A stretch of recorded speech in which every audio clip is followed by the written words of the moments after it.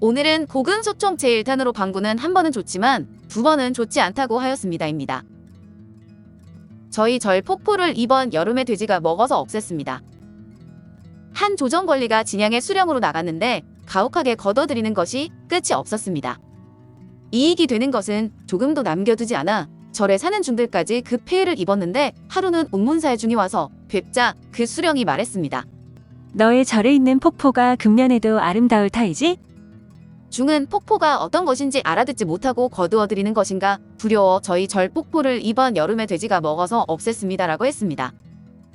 강릉에는 한 송정이 있는데 산수의 아름다움이 관동에 으뜸으로 사신과 빈객들의 수레와 말이 모여들어 배접하는 비용이 셀 수 없을 지경이었습니다.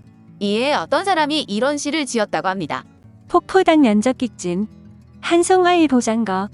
폭포는 금년에 돼지가 먹어 없앴는데 한송정은 어느 날이나 호랑이가 물어갈고.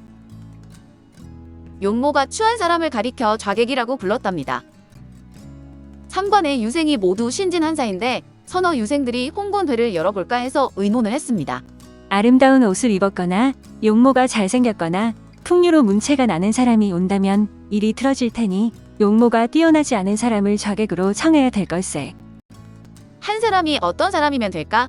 라고 하자 다른 한 사람이 김한 선생, 윤통 선생, 유순도 선생이라면 괜찮겠지. 세 선생은 모두 용모가 추하거든. 이라고 했습니다.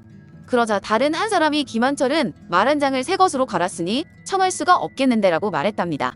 이 일을 전해 들은 사람들은 큰 소리로 웃었는데 세상에서는 이로 말미암아 용모가 추한 사람을 가리켜 좌객이라고 불렀답니다. 나의 턱에는 털옥이 있는데 머리에는 털옥이 없는 까닭이요. 공기 선생은 술을 좋아하는 성품으로 대머리였지만 수염은 길었는데 어떤 객이 희롱삼아 말했습니다. 한 몸인데도 어찌하여 턱에는 털옥이 났고 머리에는 없는 거지요? 공 선생이 술을 마셔서 그렇소라고 하자 그는 술은 어찌하여 머리에는 허를 끼치고 턱에는 그러지 않을 수가 있소이까라고 했습니다. 그러자 공 선생이 웃으면서 말했습니다. 그대는 술 취한 사람의 고통을 듣지 못하였어? 늘 두통을 말하지 턱이 아프다고는 말하지 않으니 아픈 것은 화를 받은 것이고 아프지 않은 것은 그렇지 않은 것 아니겠소? 이것이 나의 턱에는 털옥이 있는데 머리에는 털옥이 없는 까닭이여.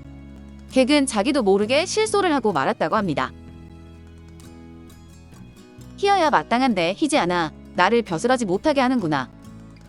공 선생이 여강에 배를 띄우다가 물에 빠졌는데 그를 건져낸 사람이 처음에 그의 머리를 잡으려다 잡지 못하자 다음에는 수염을 잡고 건져냈습니다. 그러자 공 선생이 수염을 쓰다듬으며 경화하는 말을 했습니다. 덕 있도다 수염이여. 너 아니었던들 내가 구론과 함께 논일 뻔하였구나. 그 후 과거에 급제하였는데 함께 급제한 권한세라는 사람은 나이가 비슷했으나 수염이 하얗게세어 임금이 늙은 것을 딱하게 여겨 높은 품계에 기용했습니다. 그러자 공 선생은 수염을 잡아당기며 꾸짖는 말을 했습니다.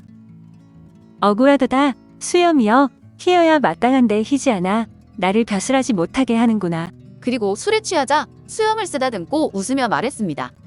이 녀석에게 일덕이론이 있네. 여강에서는 덕을 베풀더니 안세와의 관계에서는 억울한 일을 당하게 했었지.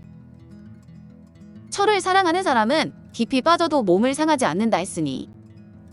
성주에 어떤 사족의 아들이 있었는데 신혼의 아내를 몹시 사랑해 학업을 폐지할 지경이 되자 아들을 타이르고 서울에 유학을 가서 입시 양명을 하라고 했습니다.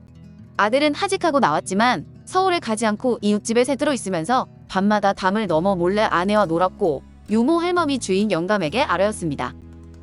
주인 영감이 증거가 없으니 어찌하겠느냐고 하자 하루는 할멈이 그 뒤를 밟고 와서 사내가 이미 담을 넘었습니다라고 주인 영감께 알렸습니다.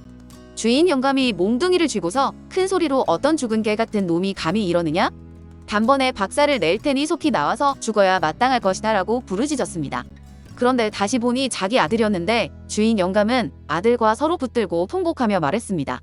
단술을 마시는 사람은 많이 마셔도 취하지 않고 철을 사랑하는 사람은 깊이 빠져도 몸을 상하지 않는다 했으니 이제부터는 너 하고 싶은 대로 맡기겠다. 목숨을 늘리고자 하는 것은 이것들을 누리고자 함인데 이시성에 어떤 호방한 장수가 병이 심각해져 의원에게 진맥을 청했는데 왼쪽에는 기생, 오른쪽에는 검은고와 비파가 앞에는 술과 고기가 있어 의원이 병을 고치려면 이것들을 치워야 한다고 말했습니다. 그러자 그 장수가 내가 목숨을 늘리고자 하는 것은 이것들을 누리고자 함인데 이것들을 없애야 한다면 100년을 살 수 있다 한들 그렇게 하고 싶지 않다고 하자 의원은 웃고서 물러나왔습니다. 또 어떤 사람이 술과 고기를 끊고 염불하며 계율을 지켜야 마땅하다고 말하자 그 장수가 그렇게 하면 어떻게 된다냐고 물었습니다. 서천에 가게 된다고 하자 장수는 서천에도 푹 삶은 돼지머리와 맑은 사매주가 있냐고 했습니다. 그거는 모르겠다고 하다 장수는 그것이 없다면 비록 서천이라고 해도 나는 가지 않겠으니 더 말할 것 없다고 했답니다. 신방에 든 나그네. 주씨 성을 가진 풍모가 아름다운 어떤 아전이 있었는데 귀성길에 어떤 시골집에 투숙하였는데 마침 주인 집에서 딸의 혼례를 치르고 있었습니다.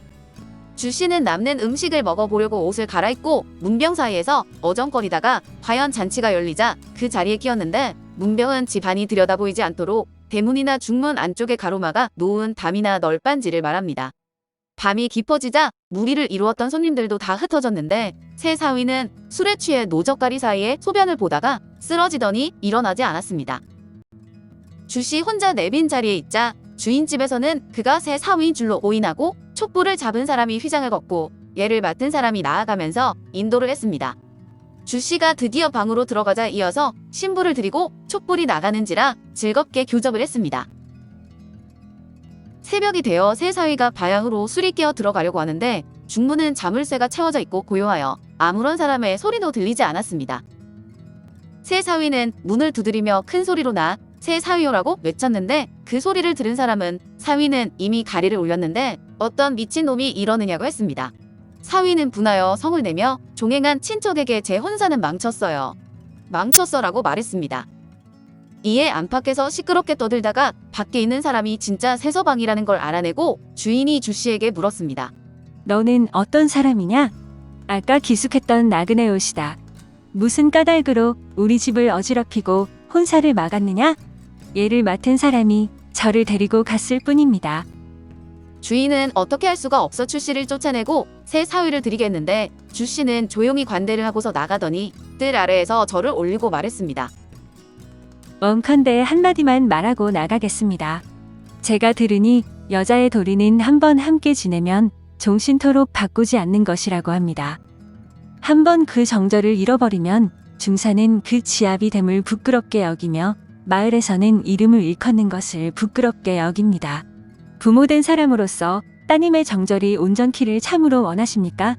그 흠을 막고자 하십니까? 따님께서 저에게 있으면 정절이 온전하지만 저 사람에게로 시집가면 흠 있는 행실이 되는 것인데 지금 치솟는 분을 이기지 못해 온전한 제 사람을 빼앗아 저 사람의 흠 있는 아낙네로 만드신다면 그런 계책은 그릇된 것 아니겠습니까? 저는 본시 속관으로서 사위의 예를 행함에 있어 어찌 다른 사람에게 뒤지겠습니까? 원컨대 제3 다시 생각해 주십시오. 주인이 오랫동안 탄식하더니 이미 간교한 도적의 술책에 빠졌으니 어찌해야 할 거라고 말했습니다. 마침내 결정을 내려 장인과 사위가 되었는데 그 뒤로 주씨는 문호를 세우고 자손이 번성했다고 합니다. 말 대신 닭을 빌어 타고 돌아가겠네. 우스갯소리를 잘하는 김 선생이란 사람이 친구 집을 찾아갔는데 주인이 술상에 채소 안주만 마련하고는 먼저 사죄를 했습니다. 집이 가난하고 시장도 멀어 맛있는 것은 하나도 없이 오로지 단박한 음식뿐이니 부끄러울 따름이네. 그런데 마침 닭의 무리가 뜰에서 모이를 쪼아대고 있자 김 선생은 대장부는 천금도 아끼지 않는 것이니 마땅히 내 말을 잡아 술안주로 하자고 말했습니다. 그 말을 듣고서 주인이 말을 잡으면 무엇을 타고 돌아갈 것인가라고 하자 김 선생이 말했습니다. 닭을 빌어 타고 돌아가겠네. 이에 주인은 크게 웃고는 닭을 잡아 안주로 삼고 함께 껄껄 웃었다고 합니다. 방구는 한 번은 좋지만 두 번은 좋지 않다고 하였습니다. 이씨 성을 가진 문사가 한길도 평사를 제수받고 임지로 떠나게 되었는데 주사를 부리고 재상에게 신뢰를 해서 쫓겨났습니다. 그래서 권평사가 그를 대신해 부임한 지 3일 만에 이씨의 난을 당해 죽고 말았는데 마을 사람들이 한결같이 그에게 축하 인사를 했습니다.